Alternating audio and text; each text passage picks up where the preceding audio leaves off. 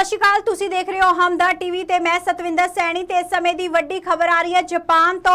Japan दे साबका प्रधानमंत्री Shinzo Abe नूं गोली मार दित्ती गई है। एक भाषण दे दौरान उन्हां नूं गोली लगी है, उन्हां ते हमला होया है ते जदों ये गोली लगी तां ओह जमीन ते गिर गए अते उन्हां दे खून नाल लथपथ दिखे शिंजो आबे। तुहानूं दस दईए कि जापान दे साबका प्रधानमंत्री पीएम शिंजो आबे नूं गोली मार दित्ती गई है। भाषण दौरान उन्हां ते हमला होया है, खून नाल लथपथ दिखे साबका प्रधानमंत्री। जापान दे नारा शहर विच ओह संबोधन कर रहे सन ते इस दौरान अचानक उन्हां ते हमला हो जाता है, उन्हां नूं गोली लगदी है ते जमीन ते गिर जांदे ने ते जमीन ते लथपथ खून दे नाल लथपथ दिखे प्रधानमंत्री शिंजो आबे। उन्हां नूं गोली मार दित्ती गई है। सब तो वड्डी खबर जिहड़ी है इह सामने आई है ते गोली दी आवाज़ भी सुनाई दिंदी है। जदों गोली लगदी है और जमीन ते गिर जांदे ने ते उन्हां दी शरीर जिहड़ा आ खून दे नाल लथपथ होया दिखाई दिंदा आ। गोली लगन नाल ओह जमीन ते गिरे। अचानक जदों गिरे तां उत्थे भाजड़ मच गई लोकां दे विच कि अचानक की सब कुछ हो गया। भाषण दे दौरान जिहड़ा ये हमला होया लोकां नूं पता ही नहीं चलिया कि की कुछ हो गया एकदम। तुहानूं दस दईए कि उन्हां दी हालत इस समय की है, इस बारे कोई खुलासा हजे तक नहीं हो सकिया है। की कंडीशन है इस समय, इस बारे हजे कोई खबर सामने नहीं आई है ते गोली किसने अते क्यों मारी ये भी साफ नहीं हो सकिया क्योंकि प्रधानमंत्री साबका उत्थे गए सन भाषण देन। भाषण दे दौरान जिहड़ा ये हमला हुंदा आ, हमले के दौरान वह गंभीर जख्मी हो जाते हैं। इस समय उन्हां दी कंडीशन की है, इस बारे अजे कोई खुलासा नहीं हो सकिया ते किस व्यक्ति ने यह हमला किया है, क्यों किया है, ये भी अजे साफ नहीं हो सकिया। ते नाल ही तुहानूं दस दईए कि कौन ने शिंजो आबे, उन्हां बारे तुहानूं दसना चाहांगे कि 67 साल दे शिंजो लिबरल डेमोक्रेटिक पार्टी नाल जुड़े हुए ने। आबे 2006 तो 2007 दौरान प्रधानमंत्री रहे सी ते आबे नूं एक वधिया नेता मन्निया जांदा सीगा। जदों अपने अहुदे ते सन तां बहुत ही वधिया इंसान दे रूप विच ओह उभर के आए सन, लोकां दीआं मुश्किलां सुणदे सन ते एक वधिया नेता उन्हां नूं मन्निया जांदा सीगा। पर बाद दे विच जदों उन्हां नूं अंतड़ी दी प्रॉब्लम होई, सरीरक प्रॉब्लम होई, उस तो बाद उन्हां ने अपना जिहड़ा अहुदा आ 2007 दे विच छड्ड दित्ता सीगा, अस्तीफा दे दित्ता सीगा उन्हां ने अपने प्रधानमंत्री अहुदे तो।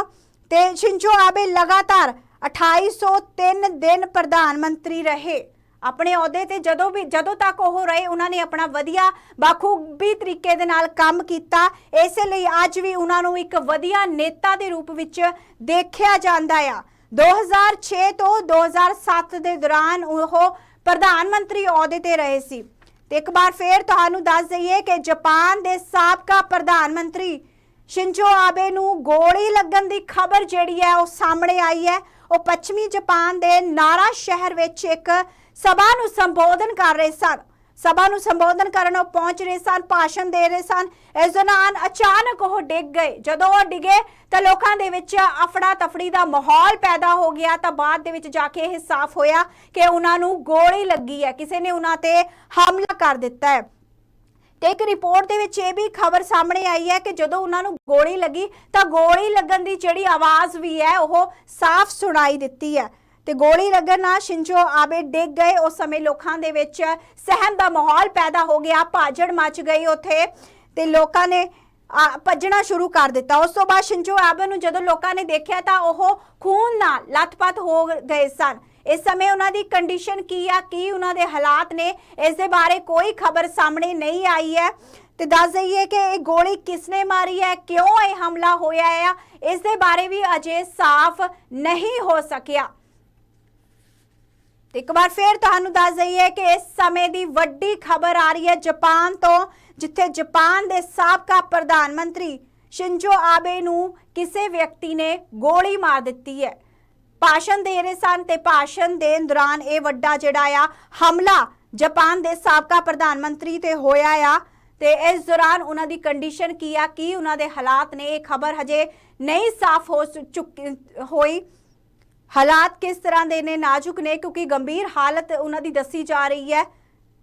ते गोली किसने मारी है, क्यों गोली मारी है, ये भी हजे तक जिहड़ा आ साफ नहीं हो सकिया। ਜੇ ਆਪਾਂ ਪ੍ਰਧਾਨ ਮੰਤਰੀ ਦੀ ਗੱਲ ਕਰੀਏ ਤਾਂ 2006 ਤੋਂ 2007 ਦੇ ਵਿਚਕਾਰ ਉਹਨਾਂ ਦਾ ਪ੍ਰਧਾਨ ਮੰਤਰੀ ਦਾ ਅਹੁਦਾ ਉਹਨਾਂ ਨੇ ਸੰਭਾਲਿਆ ਸੀਗਾ, ਪਰ ਉਹਨਾਂ ਨੇ ਆਪਣੀ ਕੋਈ ਬਿਮਾਰੀ ਕਰਕੇ, ਸਰੀਰਕ ਬਿਮਾਰੀ ਕਰਕੇ ਉਹਨਾਂ ਨੇ ਆਪਣੇ ਅਹੁਦੇ ਤੋਂ ਅਸਤੀਫਾ ਦੇ ਦਿੱਤਾ ਸੀਗਾ। ਉਹ 2803 ਦਿਨ ਪ੍ਰਧਾਨ ਮੰਤਰੀ ਦੇ ਅਹੁਦੇ ਤੇ ਰਹੇ।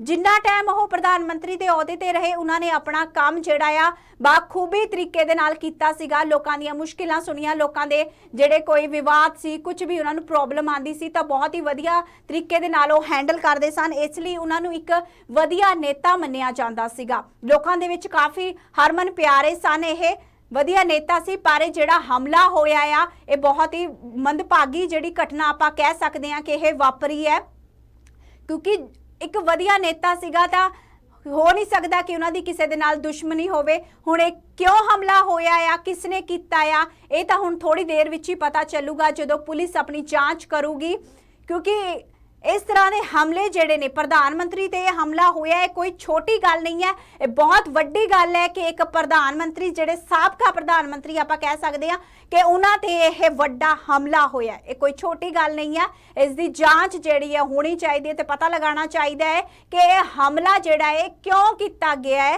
ਕਿਸ ਨੇ ਕੀਤਾ ਆ। ਉਹ ਵਿਅਕਤੀ ਵੀ ਹਜੇ ਪੁਲਿਸ ਦੇ ਹੱਥੇ ਨਹੀਂ ਚੜਿਆ ਹੈ, ਕਿਉਂਕਿ ਹਜੇ ਜਦੋਂ ਗੋਲੀ ਲੱਗੀ ਤਾਂ ਉਸ ਸਮੇਂ ਅਫੜਾ ਤਫੜੀ ਦਾ ਮਾਹੌਲ ਜਿਹੜਾ ਆ ਉੱਥੇ ਪੈਦਾ ਹੋ ਗਿਆ ਸੀਗਾ ਤੇ ਲੋਕਾਂ ਦੇ ਵਿੱਚ ਭੱਜਦੜ ਮਚ ਗਈ ਸੀਗੀ। ਲੋਕਾਂ ਨੂੰ ਵੀ ਲੱਗਿਆ ਕਿ ਸਾਨੂੰ ਆਪਣੀ ਜਾਨ ਬਚਾ ਕੇ ਭੱਜਣਾ ਚਾਹੀਦਾ ਤੇ ਹਰ ਇੱਕ ਨੇ ਭੱਜਣਾ ਉੱਥੋਂ ਸ਼ੁਰੂ ਕਰ ਦਿੱਤਾ। ਜਿਹੜੇ ਸਿਕਿਉਰਿਟੀ ਗਾਰਡ ਸੀ, ਉਹਨਾਂ ਨੇ ਜਦੋਂ ਸ਼ਿੰਜੋ ਆਬੇ ਨੂੰ ਦੇਖਿਆ ਤਾਂ ਉਹ ਖੂਨ ਦੇ ਨਾਲ ਲੱਥਪੱਥ ਹੋਏ ਪਏ ਸਨ, ਤਾਂ ਉਹਨਾਂ ਨੂੰ ਗੰਭੀਰ ਹਾਲਤ ਦੇ ਵਿੱਚੋਂ ਉੱਥੋਂ ਲਿਜਾਂਦਾ ਗਿਆ ਆ। ਹਾਲਤ ਗੰਭੀਰ ਦੱਸੀ ਗਈ ਹੈ, ਪਰ ਇਸ ਸਮੇਂ ਉਹਨਾਂ ਦੀ ਕੰਡੀਸ਼ਨ ਕੀ ਹੈ ਉਹ ਹਜੇ ਸਾਫ਼ ਨਹੀਂ ਹੋ ਸਕਿਆ।